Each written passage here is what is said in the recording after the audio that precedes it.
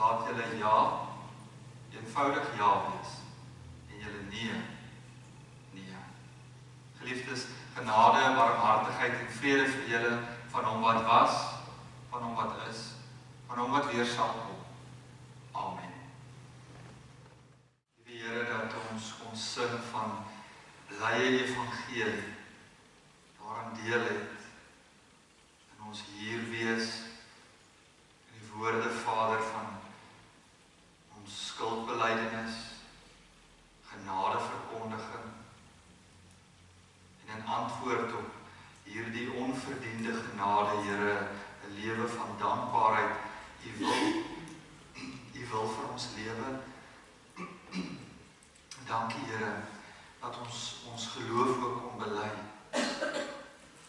Dat ons hierdeur spreek van die waarheid van U evangelie, blye evangelie. En ook nou, Here, waar ons stil word voor die woordverkondiging. Here, waar ons weet, U spreek deur die Gees.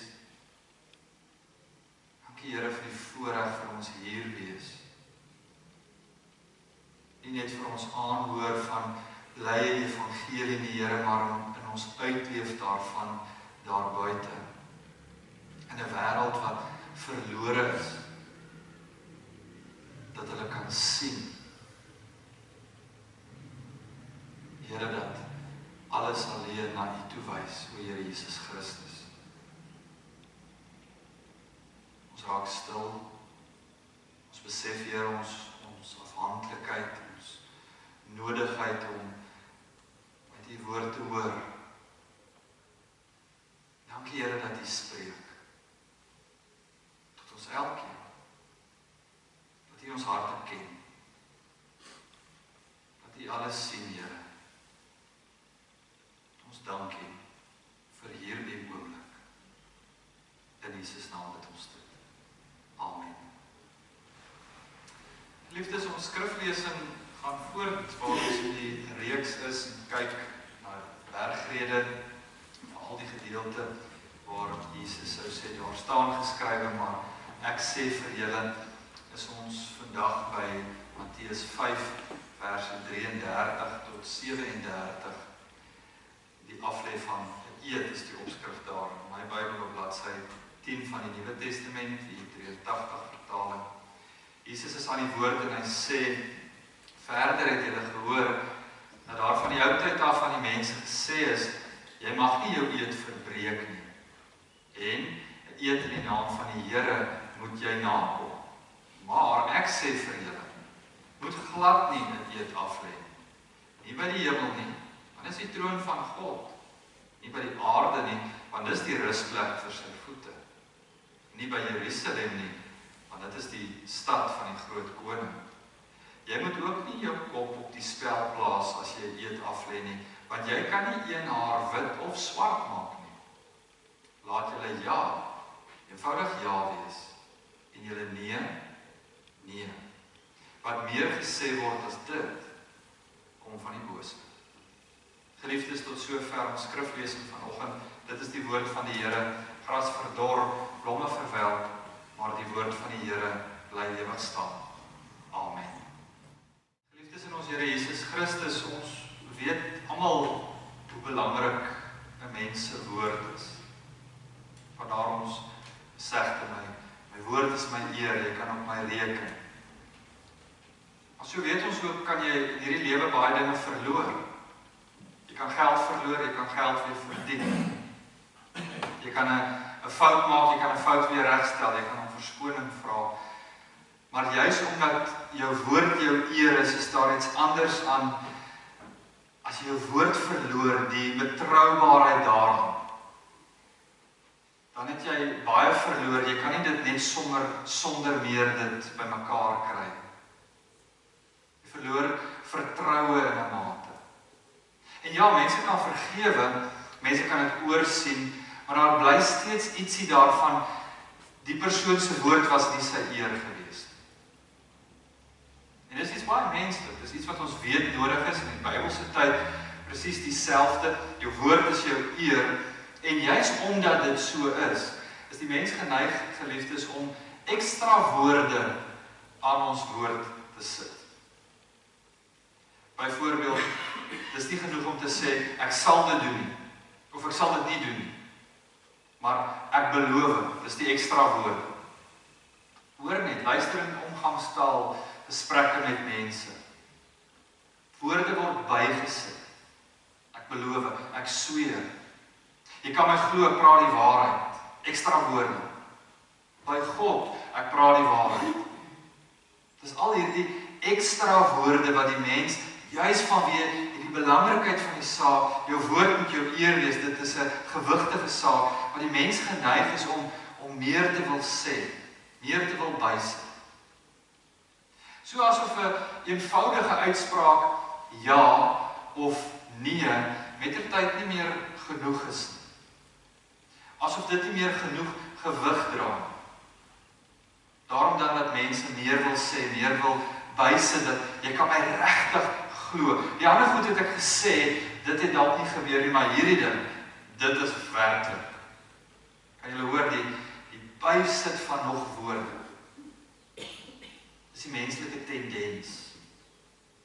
En dis presies in hierdie gedeelte waar Jesus sy disippels ook bring, as hy praat van eedswerings. En geliefdes, eintlik gaan dit nie soseer oor eedswerings sodanig nie, dit gaan oor veel groter saak. Dit handel ten diepste oor, ons kan sê, waarheid of integriteit.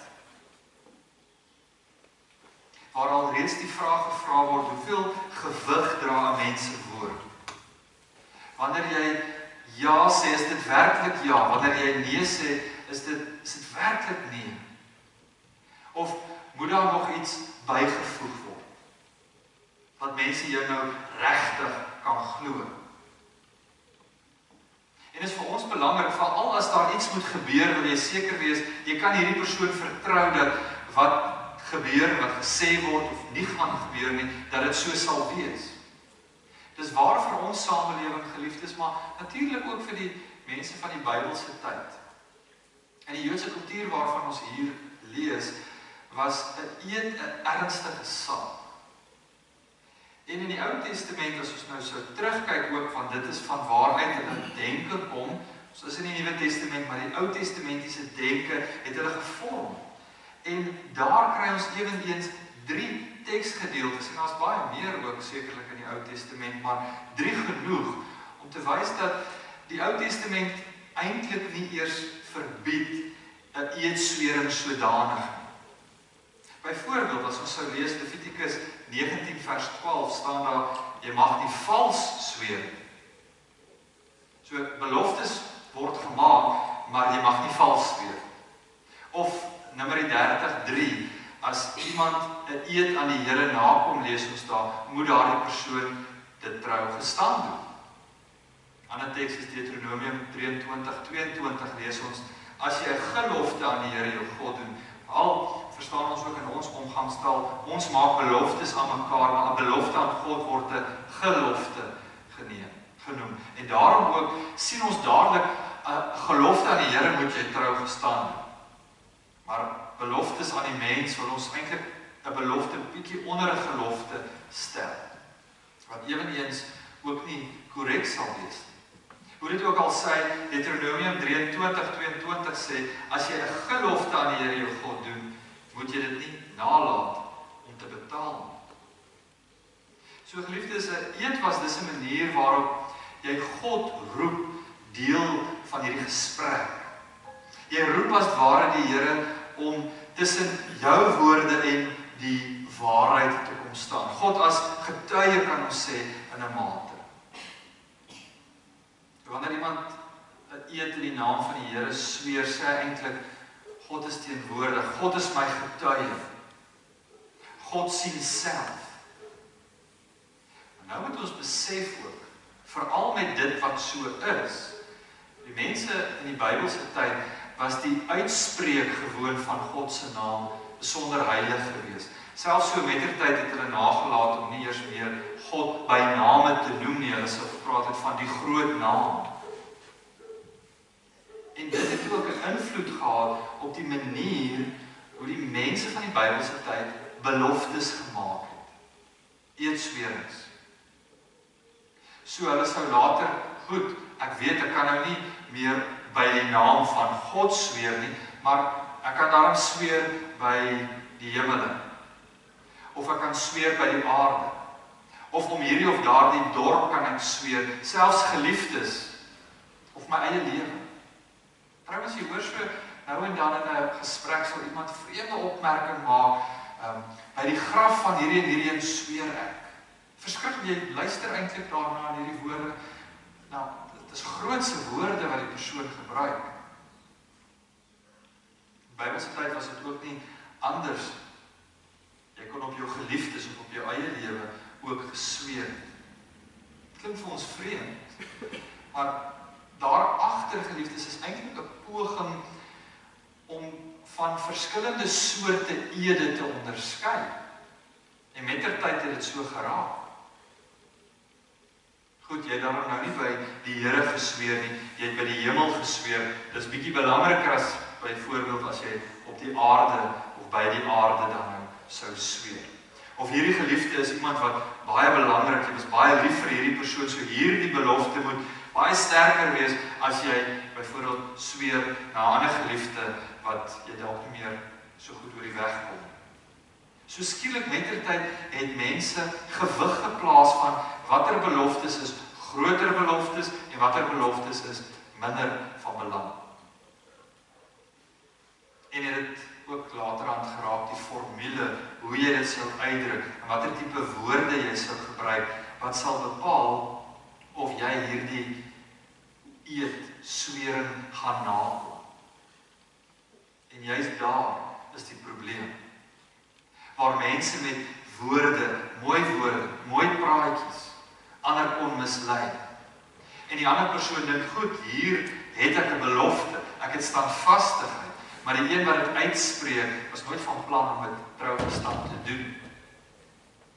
Geliefdes, wat ek pas beskryf is maar die mens. Dit is nie net die mense van die Bybelse tyd nie, dit is ons ook. En Jesus ken hierdie soort redenasies van die mens.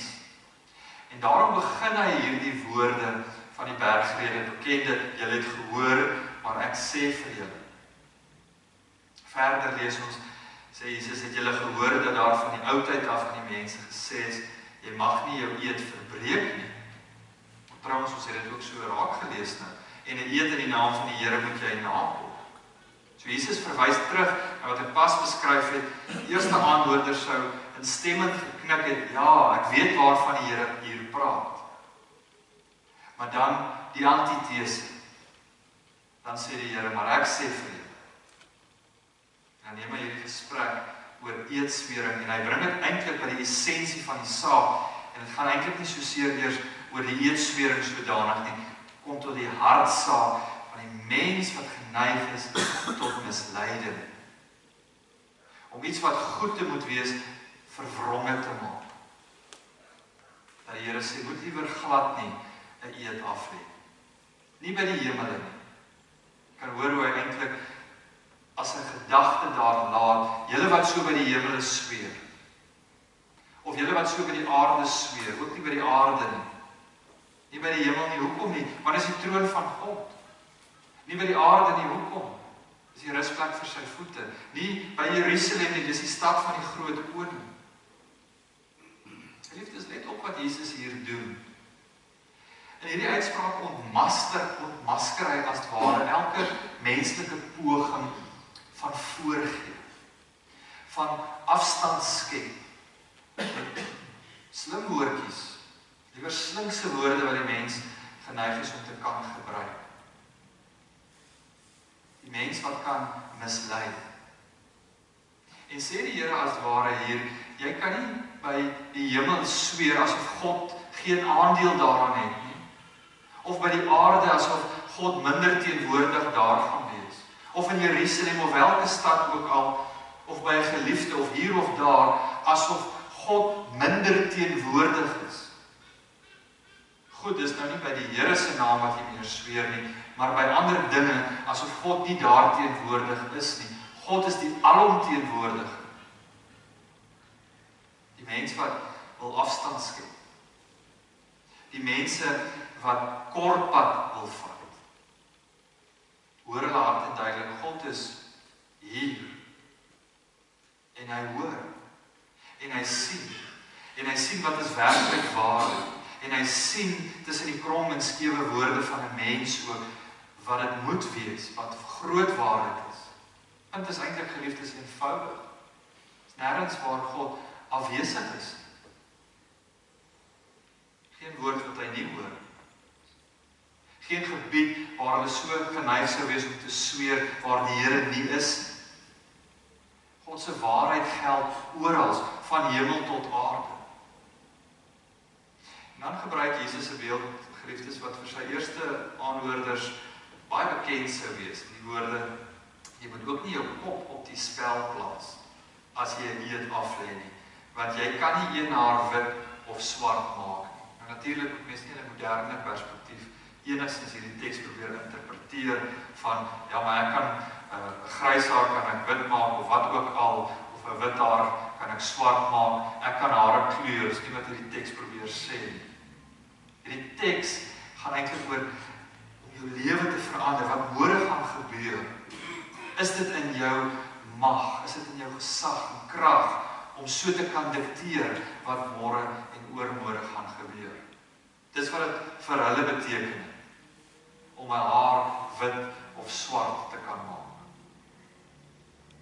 Jou lewe is uiteindelik nie in jou eie hand nie. Dit is waaroor hierdie teks ten diepste dan ook hier gaan.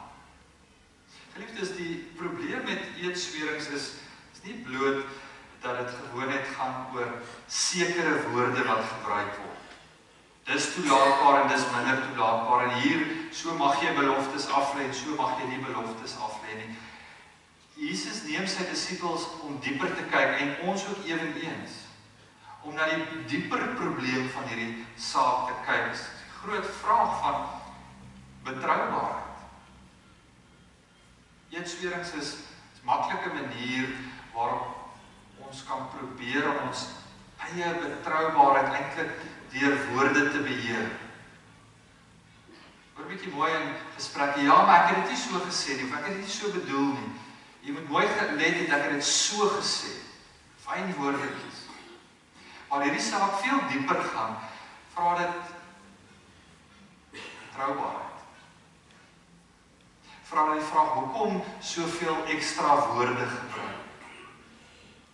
Hoekom hierdie gevoel van dan sal mense eers voel ek is geloofwaardig?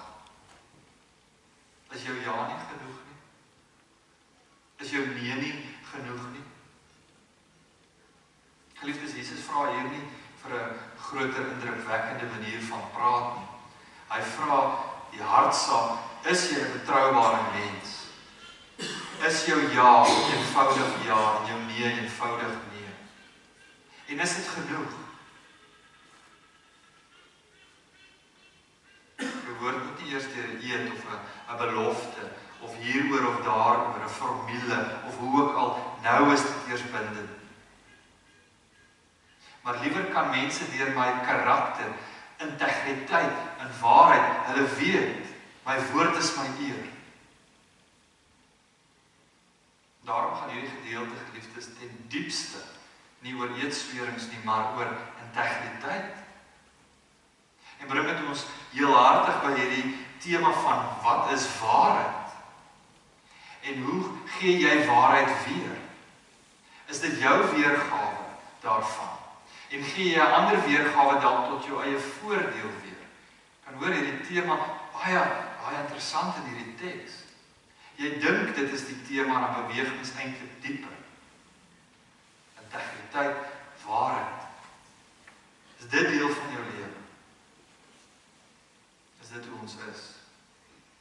Geliefdes, natuurlik nie, en so moet ons ook nie te veel goed in 'n teks inlees nie.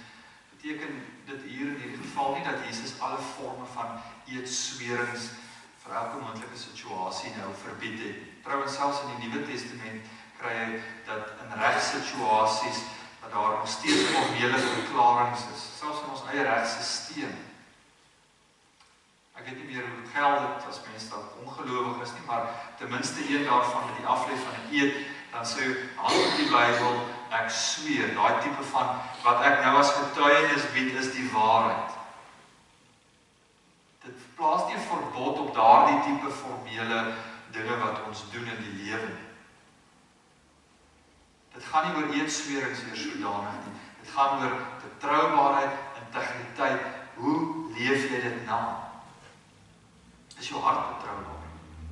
Spreek jou lewe van integriteit. En dan eindig Jesus met 'n vreemde, maar ons kan ook baie sê is 'n skerp uitspraak hierdie gedeelte as hy sê, wat meer gesê word as dit, kom van die bose.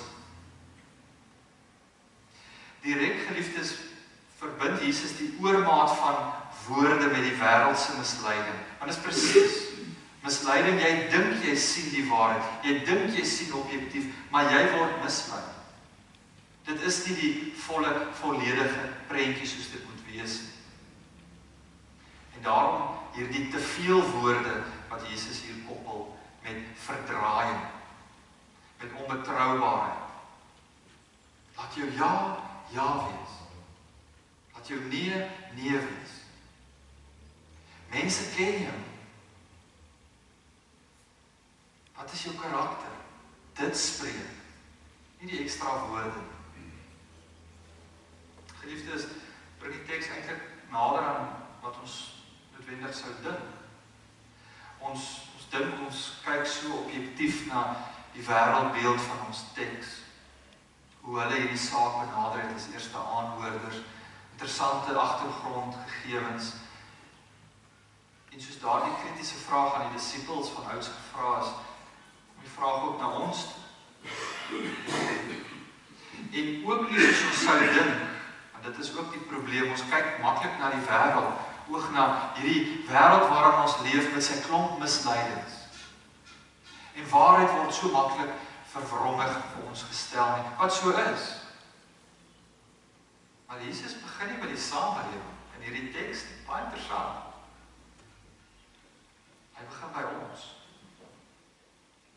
Ons weet hoe die samelewing is. Ons kan baie nog daaroor praat. Maar die teks wil nie dat ons dit te veel doen nie, want daar is nie rigting nie. Die teks vra aan jou en my die vraag, hoeveel gewig dra jou woord? Kan jou eggenote jou ja vertrou? Kan jou kind vertrou as jy sê ek sal? Kan jou kollega staat maak op ek sal daar wees, jy kan op my vertrou staat maak? Geliefdes, dis in die eenvoudigheid van hierdie teks. Kan iemand wat met my te doen kry weet, ja sal 'n ja wees en dit sal gebeur en 'n nee en dit sal nie gebeur. Die teks vra ten diepste, is ek betroubaar? Want ons kan baie maklik so gesels oor die wêreld, dat ons nie oor onsself gesels. Weer eens baie sterk, maar hierdie tekste mens oproep tot selfondersoek. Hoe betroubaar is jy? Hoe eerlik is jy? Hoe aan die waarheid leef jy? Ons weet wat die wêreld sin is. Het gaan nie oor die wêreld, maar oor jou. Maar dan ook iets bevrydend in Jesus se woorde, juis omdat dit die geval is. Nie gaan probeer wys. Betroubaarheid moet wys aan ander. Dis nie waartoe ons geroep word. Wees betroubaar. Mense sal self sien. Waarheid is soos lig. Dit skyn. Dit kan nie anders. Moenie dit probeer wys nie. Want dit is ook baie woorde wat gebruik word. Wees dit. Jaag dit na. Ons hoef nie vir God as 'n soort waarborg agter elkeen van ons uitsprake te plaas. Ons hoef nie ons woorde groter te maak as wat dit moet wees. Ons self groter te maak. Sterker. Meer seker voor te doen dat ander sal glo en vertrou. Want hierdie teks roep ons ook eintlik tot die besef wie ons is. Jy kan nie een haar wit of swart maak. Jy dink jy kan. Ons lewe in daardie wêreld waar ons voel, ons voorgee. Waarheid bly waarheid. Ons bly afhanklik van die Here. Ons weet geen een wat die dag van môre inhou nie. Ons kan dit nie beheer nie. Die Here gee krag.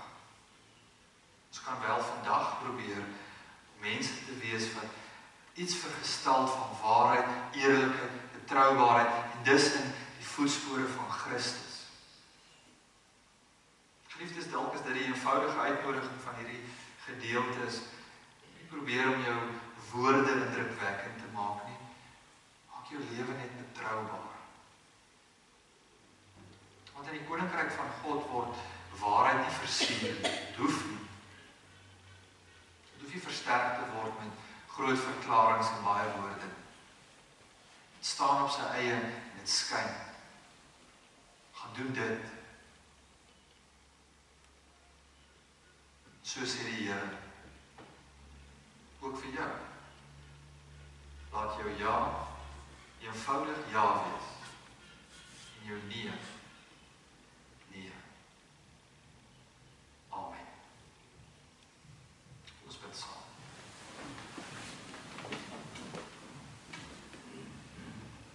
Liewe Here, dankie dat ons ook die woord kon hoor.